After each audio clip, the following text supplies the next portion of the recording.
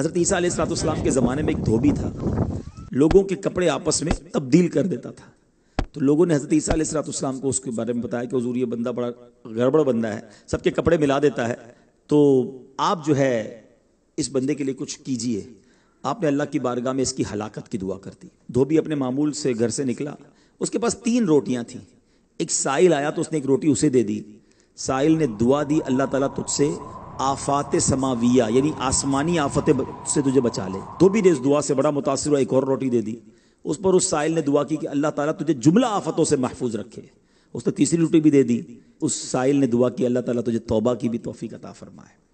اب ایک بڑا سانپ جو ہے اس کی گٹھڑی میں داخل ہو چکا تھا، کیونکہ اب اس کی ہلاکت کی دعا ہو گئی تھی۔ اس سانپ کی گویا قدرتی یہ ڈیوٹی لگائی گئی تھی کہ اس دھوبی کو کاٹنا ہے۔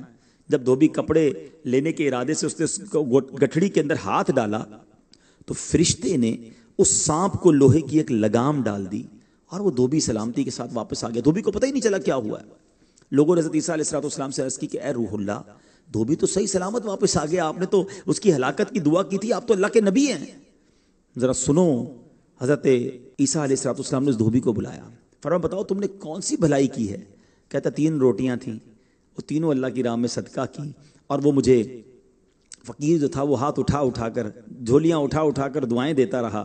تو آپ علیہ السلام نے اس سانپ سے پوچھا کہ تم نے اسے قتل کیوں نہیں کیا؟ تو سانپ نے عرض کی اے اللہ کے نبی، اللہ عز و جل نے آپ کی دعا قبول فرما لی تھی اور مجھے اس کو ہلاک کرنے کے لیے بھیجا تھا۔ جب اس دھوبی نے سائل کو صدقہ دیا تو ایک فرشتے نے آ کر مجھے لوہے کی لگام ڈال دی۔ لوگوں نے یہ بات سنی، دھوبی نے یہ بات سنی، اسے بڑا تعجب ہوا کہ اتنا گناہگار میں، لوگوں کو اتنی تکلیف پہنچانے والا، صرف ایک نیکی کی اور مجھے آفت سے بچا لیا گیا۔ اس دھوبی نے توبہ کر لی، کیونکہ اس سائل نے توبہ کی بھی دعا کی تھی۔ تو پتہ یہ چلا آفتوں سے بچنا چاہتے ہیں، مصیبتوں سے بچنا چاہتے ہیں، اپنے نام کا بھی، بچوں کے نام کا بھی، فیملی کے ہر فرد کے نام پر صدقہ نکالتے رہیں کہ یا اللہ صدقے کی برکت سے ان بلاؤں ان وباؤں سے بچانا۔